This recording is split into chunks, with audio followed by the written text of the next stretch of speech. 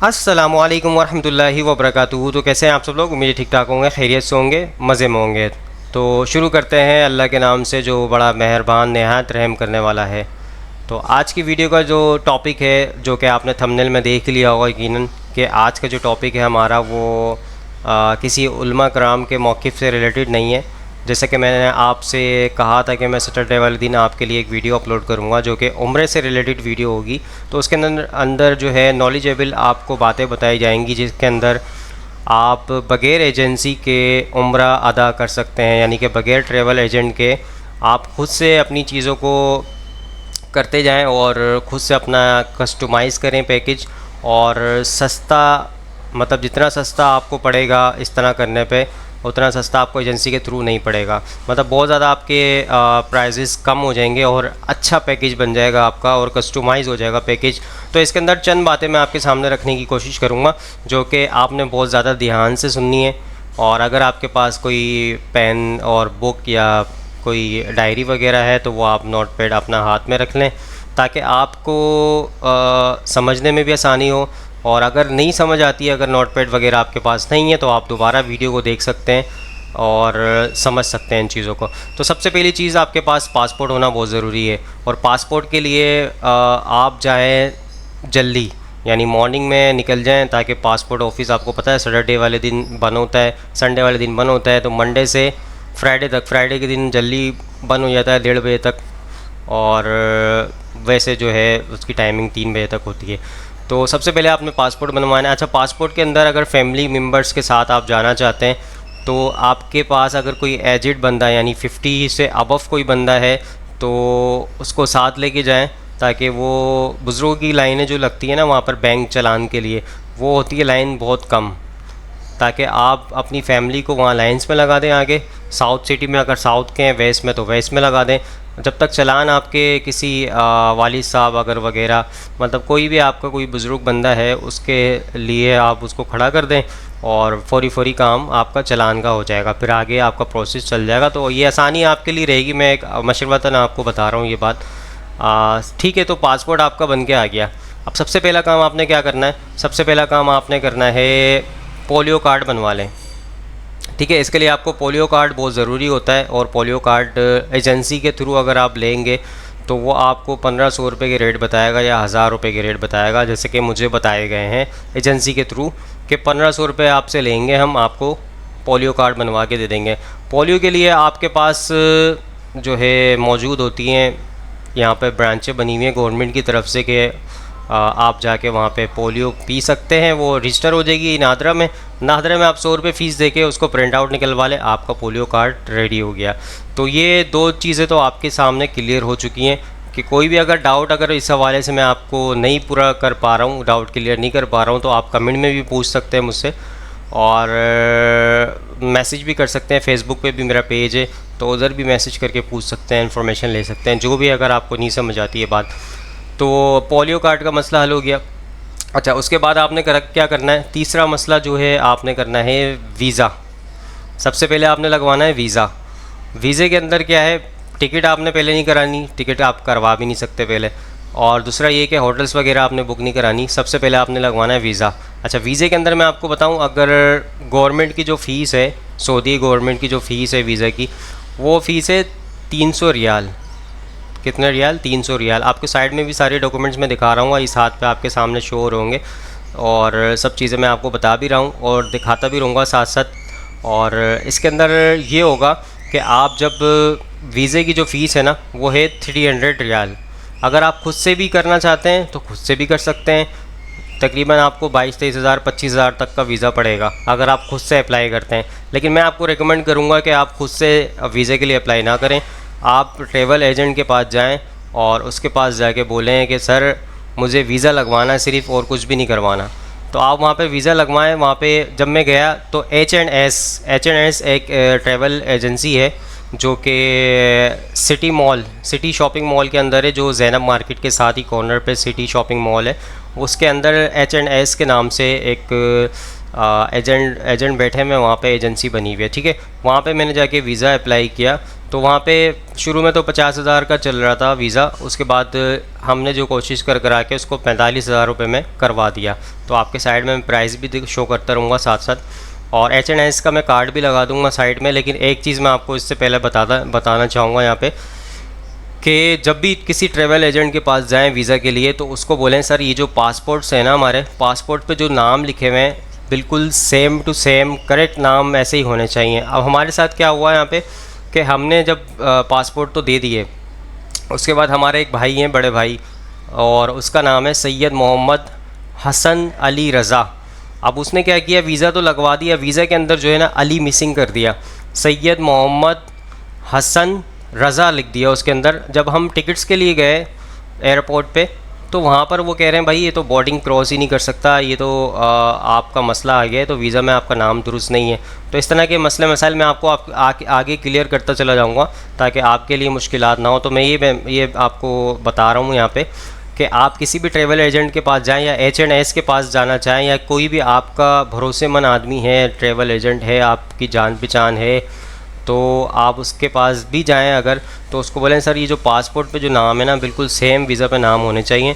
तो ये आपकी नॉलेज में मैं डाल रहा हूँ बात, क्योंकि ये मिस्टेक्स हो जाती हैं तो बंदे के लिए मुश्किल हो जाती है।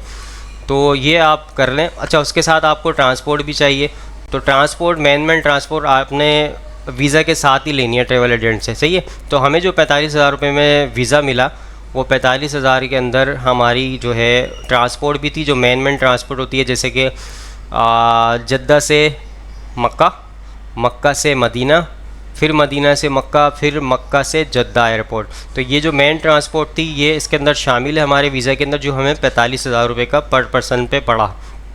ठीक है, यहाँ तक क्लियर हो गई बात। तो ये मामला आपके क्लियर हो गए। तो आपका हो गया वीज़ा 45,000 रुपये का। मैं आपको टोटल एवरेज भी बताऊँगा पर पर्सन के कितने का पड़ेगा आपको। ठीक है, तो आगे चलते हैं आगे। अब वीज़ा आपका मामला क्लियर हो गया, अब आ गई टिकट्स की बात। वीज़ा के फ़ौरन बाद आपने करवानी है टिकट्स। अब टिकट्स के अंदर आप क्या कर सकते हैं, आपके पास बहुत सारी एप्लीकेशंस हैं ऑनलाइन, मतलब कि आपको टिकट्स के डिस्काउंट भी चल रहे होते हैं और भी चीज़ें चल रही होती हैं, जैसे कि booking.com है, एगोडा है, उसमें भी आपको आप फ़्लाइट्स के टिकट्स वगैरह के डिस्काउंट भी चल रहे होते हैं, प्राइसेस भी बता रहे होते हैं। लेकिन बेहतर ये है कि आप फ़िज़िकल जाके किसी भी एयर ब्लू से कंफर्म कर लें, PIA से कंफर्म कर लें, सऊदी एयरलाइन से कंफर्म कर लें, या जो भी एयरलाइंस आपको पसंद हो वहाँ पे जाके आप कंफर्मेशन ले लें कि भाई मुझे टिकट्स करवाने हैं सऊदीया के। तो सबसे पहले तो वो देखेगा वीज़ा, तो वीज़ा ज़ाहिर आपके पास होगी तो वो आपके टिकट्स कर देगा। तो इस बात का ध्यान रखना है यहाँ पे कि आपने सस्ते से सस्ता देखना, ताकि मतलब एक तो डायरेक्ट फ़्लाइट जाती हो यहाँ से पाकिस्तानी कराची से हम जा रहे हैं, तो कराची से डायरेक्ट जद्दा जा रही हो, बीच में ना लैंड करती हो, जैसे एक होती है ना गोल्फ करके नाम है एक, और एतमाद है, इत्तेहाद है मेरे ख्याल से, हाँ इत्तेहाद के नाम से है। तो वो बीच में पहले दुबई में लैंड कर रही है, फिर 2 घंटे वहाँ पे एयरपोर्ट पे स्टे है, फिर दोबारा वो निकलती है, तो फिर दोबारा वो पहुँचती है जद्दा। तो उसमें आप एहराम में भी होंगे, फिर वहाँ पे अगर एहराम आपको पहनना हो या आपने कराची एयरपोर्ट से एहराम बांध लिया तो आपके लिए मुश्किलात का सामना हो सकता है। तो इसके लिए यही है कि आप डायरेक्ट फ़्लाइट पकड़ें कराची टू जद्दा, ठीक है, और रिटर्न टिकट आप करवा लें। अच्छा, वीज़ा के अंदर आपको 3 महीने मिलते हैं, 3 महीने का टाइम आपके पास होता है। आप उसमें 20 दिन का पैकेज ले लें, यानी रिटर्न टिकट आप 20 दिन का ले लें, 30 दिन का ले लें, 40 दिन का ले लें, आप ले सकते हैं अगर आप अफोर्ड कर सकते हैं। वहाँ के होटल्स वगैरह के मामला, खाना पीना खर्चा उठा सकते हैं, तो आपकी मर्ज़ी है, आप 2 महीने भी रह सकते हैं वहाँ पे, क्योंकि वीज़ा होता है 3 महीने का। ठीक है, यहाँ तक आपको बात क्लियर हो गई होगी। थोड़ी सी लंबी वीडियो हो जाएगी, लेकिन ये इंफॉर्मेटिव होने वाली है ताकि आपकी नॉलेज में थोड़ा सा इजाफ़ा हो और आप खुद से भी इस मामले को तय कर सकें। अच्छा, ये है कि अगर आपके पास पैसे थोड़े से कम हैं तो फिर आप इस तरह के काम करें। अगर पैसा आपके पास ज़्यादा है तो ज़ाहिर है जब जिसके पास पैसा होता है वो यही बोलता है भाई मुझे सुकून से हर चीज़ सामने मिल जाए। वो ट्रैवल एजेंट करता है, ज़ाहिर है उसको वीज़ा भी मिल रहा है, टिकट भी मिल रहा है, हर चीज़ उसको मिल रही है, होटल्स वगैरह सब बुक हुए हुए उसको मिल जाते हैं। तो इस तरह के मामला पैसे वालों के लिए तो मसला नहीं है। अच्छा, जिसके पास गुंजाइश नहीं है, कम गुंजाइश है, तो वो इस तरह के मामला कर सकता है, कस्टमाइज़ पैकेज कर सकता है अपना। तो आई होप आप समझ रहे होंगे मेरी बात। तो आगे चलते हैं। आगे जो है मामला ये है कि आपने टिकट बुक करा लिए तो आपके टिकट्स हो गए। अब मुझे जो टिकट्स पड़ा, जो मैंने एयर ब्लू से कराया है, जो कि मेरी फ़्लाइट भी है 8 नवंबर, यानी 7 नवंबर की रात को, तो 8 नवंबर लग जाएगी, तो 8 नवंबर की मेरी फ़्लाइट है एयर ब्लू से। तो उसके अंदर जो है मुझे पर पर्सन जो पड़ा है वो 98,000 का टिकट पड़ा है, रिटर्न टिकट। ठीक है, 98,000 का मुझे रिटर्न टिकट पड़ा है। अगर आप भी अपना एवरेज लगाना चाहते हैं तो इस हिसाब से लगा सकते हैं। ठीक है, तो अभी जैसे कि सऊदी एयरलाइन पे भी बड़ा 50% डिस्काउंट चल रहा था, तो बहुत सस्ती पड़ रही थी टिकट। मेरे ख्याल से 55-60 हज़ार रुपये का टिकट पड़ रहा था, लेकिन उस टाइम हमारे पासपोर्ट हमारे पास मौजूद नहीं थे, तो इसी वजह से थोड़ा सा मसला हो गया था, वरना तो हम उसी को बुक कराते। तो बहरहाल आगे चलते हैं। अच्छा, आपने टिकट्स करवा लिए, अब आ गई होटल की बारी। अब होटल के अंदर आप ट्रैवल एजेंट से करवाएंगे तो वो कुछ ना कुछ 20 रियाल, 30 रियाल, 40 रियाल अपने रख के आपको पेमेंट रेट बताएगा, क्योंकि उसमें भी उसके उनके मामलात होते हैं, उनकी अपनी ज़ाहिर कमाने बैठे हुए हैं, तो एजेंसी खोल के बैठे हुए हैं, तो वो अपना भी प्रॉफिट देख रहे हैं, हर चीज़ देख रहे हैं। तो उसके अंदर भी ये है कि आप जो है booking.com पे देख सकते हैं। अच्छा, booking.com पे भी और अगोडा पे भी और वेबसाइट पे भी देख सकते हैं। बहुत सारी वेबसाइट इस तरह की बनी हुई हैं, फंदक के नाम से भी है, जहाँ पे आप इंक्वायरी कर सकते हैं किसी भी होटल की, और सारी चीज़ें मैं आपको साइट पे दिखाता रहूँगा, जो मैं ऐप के नाम बता रहा हूँ, आपको वेबसाइट के नाम बता रहा हूँ। अच्छा, इसके अंदर ये है, फ़ेसबुक पे भी जा सकते हैं। फ़ेसबुक पे आप सर्च कर लें मक्का होटल्स, तो उसके अंदर लिस्ट आ रही होगी, या आपका कोई जानने वाला सऊदी अरब में अवेलेबल है, मक्का में है मौजूद, तो आप किसी भी होटल की बुकिंग करवा सकते हैं, और वहाँ से डायरेक्ट आप बुकिंग कराएंगे तो आपको बहुत सस्ती पड़ेगी। जैसे कि हमें एक होटल हमने बुक कराया मक्का के अंदर, तो अच्छा होटल है, वॉकिंग डिस्टेंस में, क्योंकि आपको पता है कि मक्का के अंदर और मदीने के अंदर अभी जो होटल्स तोड़ दिए गए हैं। बहुत सारे होटल्स जो इकनॉमी क्लास के थे, 1 स्टार 2 स्टार के थे, वो सारे होटल्स तोड़ दिए हैं, और इसी वजह से जो है होटल्स बहुत महंगे पड़ रहे हैं। अभी जो मैंने ट्रैवल एजेंट से पैकेज कंफर्म किया था, तो उन्होंने कहा 220 और 250 तक के जो पैकेजेस हैं वो शटल सर्विस पे दे रहे हैं, क्योंकि होटल्स टूट चुके हैं सारे। वहाँ पर जो सस्ते तरीन होटल थे वो टूट चुके हैं, जो बाकी होटल्स बचे हुए हैं उसके रेट बहुत ज़्यादा हाई हो गए हैं, मतलब बहुत ज़्यादा हाई रेट बता दिए हैं उनके, क्योंकि इसलिए मुश्किल हो रही है लोगों को, अफोर्ड करना भी मुश्किल हो रहा है, मामला काफ़ी सारे मुश्किल हो गए हैं। तो आपको समझ आ रही होगी यहाँ पे बात कि आपने जो है अभी जो है सिचुएशन ऐसी है कि आप अगर कस्टमाइज़ पैकेज करेंगे तो 220 के अंदर आपको वॉकिंग डिस्टेंस में होटल्स मिल जाएंगे। अब जैसे कि मैंने होटल जो बुक कराई है, मुझे 600 मीटर पर होटल मिली है, और 600 मीटर के अंदर मुझे जो पड़ रहा है उसका रेट 190 रियाल, 190 रियाल का मुझे पड़ रहा है। हमारे 6 पर्सन है, उसके अंदर एक रूम है, और 6 पर्सनस का एक रूम है। ठीक है, आप समझ रहे हैं बात। तो उसके अंदर अगर आप डिवाइड भी करें 6 बंदों पे, 190 को 6 बंदों पे डिवाइड करते हैं, तो आपके पास बहुत सस्ता, यानी कि आपके पास जो पड़ेगा ना वो अल्लाह भला करे, आपका 60 रुपये पर पर्सन का पर नाइट पड़ेगा, यानी कि 60 रियाल पर नाइट उसको पड़ेगा। सॉरी 60 रियाल नहीं, सॉरी 60,000 का होटल पड़ेगा उसको टोटल। ठीक है, अगर 22 दिन का पैकेज करा रहे हैं तो 60,000 रुपये का सिर्फ होटल्स का उसका जो है बजट लगेगा पर पर्सन का। तो समझ रहे हैं आप बात। आप खुद बुक करा सकते हैं, booking.com से करा सकते हैं, अगोडा से करा सकते हैं। अगर कोई बंदा आपका मौजूद है वहाँ पे सऊदी अरब में, मक्का में, मदीना में, तो आप उसके ज़रिए भी बुक करा सकते हैं। वो डायरेक्ट सस्ता पड़ेगा आपको होटल, क्योंकि एजेंसी वाले अपना प्रॉफिट रखते हैं।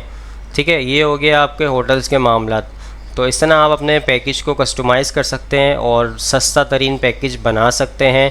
और शटल सर्विस पे जाएंगे तो और सस्ता आपको पड़ेगा, यानी कि आप जो है अपना पैकेज 160 170 का भी बना सकते हैं अगर आप शटल सर्विस पे जाते हैं, क्योंकि शटल सर्विस में आपके जो मिल रहा है आपको 75 और 85 तक रियाल पर नाइट मिल जाएगा, 5 बंदों का, 6 बंदों का, जितने आपके फैमिली में पर्सन हो उस हिसाब से। तो मकसद यही था आज का बताने का कि आपके नॉलेज में ये बात आ जाए, ताकि आप खुद से भी कस्टमाइज़ पैकेज बना सकें। और कोई भी आपके अंदर कोई डाउट हो तो आप मुझसे फ़ेसबुक के मैसेंजर में जाके पूछ सकते हैं, मैं आपको इंशाल्लाह ज़रूर जवाब दूंगा इन चीज़ों का।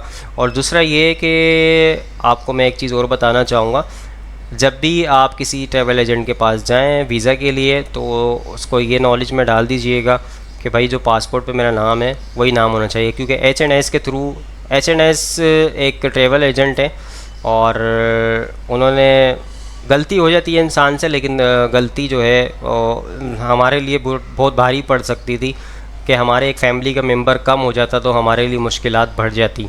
तो इस तरह के मामलों में फिर क्या होता है, अगर कोई मिस्टेक, आपकी एक छोटी सी मिस्टेक भी हो जाए ना, तो फिर आपको दोबारा वीज़ा मतलब दोबारा वीज़ा डालना पड़ता है, यानी अलग से आप दोबारा पेमेंट करेंगे तो दोबारा आप वीज़ा के लिए अप्लाई करेंगे, फिर आपका वीज़ा आएगा, यानी जो गलती वाला वीज़ा था वो ज़ाया हो गया आपके पैसे। और ट्रैवल एजेंट ने हाथ खड़े कर लिए, उन्होंने कहा कि भाई हमारी तरफ से मिस्टेक नहीं है, हम तो पासपोर्ट स्कैन करते हैं, वो स्कैनिंग में जो नाम आ जाता है। तो इस तरह के मामला, भाई एक बार एक स्कैनिंग में अगर कोई नाम आता है, वो कह रहा था ट्रैवल एजेंट कि स्कैन होता है पासपोर्ट पे जो नाम होता है वो अपनी मर्ज़ी से उठाता है। तो अगर अपनी मर्ज़ी से उठाता तो वो हर बार अपनी मर्ज़ी से उठाएगा और अली मिस हो जाएगा उसमें से। ये भी तो मामला हैं। आप सोचें, अगर हर बार वो स्कैन करके खुद ब खुद नाम उठाता है तो अली तो हर बार मिस करेगा वो, क्योंकि उसने अपने हिसाब का नाम लेना है। अब उसने अपने मशीन है, वो तो अपने हिसाब का नाम लेगी, तो हर बार वही गलती करेगी, हर बार वही मिस्टेक करेगी, तो वो सही कैसे होगा मसला। तो मैनुअल भी चीज़ों को देखा जाता है, ऐसा नहीं है कि सब कुछ जो है ऑटोमेटिक सिस्टम पे ही चल रहा है। तो हर चीज़ के एक बुनियाद होती है, एक मकसद होता है, हर चीज़ों को एक मद्देनज़र रखते हुए हर चीज़ के ऊपर जो है नज़रसानी करनी पड़ती है। तो यहाँ तक आपको बात क्लियर हो गई होगी। और मैंने आपको बता दिया HNS के थ्रू भी आप करा सकते हैं, और अगर नहीं कराना चाहते क्योंकि उनकी मिस्टेक थी छोटी सी कि उन्होंने हमारा जो है इस तरह के मामलत किए, बहरहाल गलती इंसान से होती है, लेकिन फिर भी आप करवाना चाहते हैं, मैंने आपको बता दिया, मैंने आपको कार्ड भी मैंने आपको स्क्रीन पे दिखा दिया। और दूसरा ये कि हर चीज़ मैंने आपको बता दी, और अभी भी कोई डाउट है तो आप पूछ सकते हैं। तो आई होप आज की वीडियो आप सबको समझ आई होगी, पसंद आई होगी। इंशाल्लाह नई वीडियो में मुलाकात होगी, और हरम के अंदर इंशाल्लाह मैं आपको ज़ियारतें भी करवाऊँगा। और किसी ने अगर चैनल सब्सक्राइब नहीं किया हो तो चैनल भी सब्सक्राइब करें और बेल आइकन पे क्लिक करें, ताकि जैसे ही अपडेट मिलती रहे आप तक पहुंचती रहे। तो इंशाल्लाह नई वीडियो में मुलाकात होगी। यहाँ पे दीजिए इजाज़त, दुआ में याद रखिएगा, अपना ख्याल रखिएगा। अल्लाह हाफिज़, फ़ी अमानिल्लाह। ऐ खुदा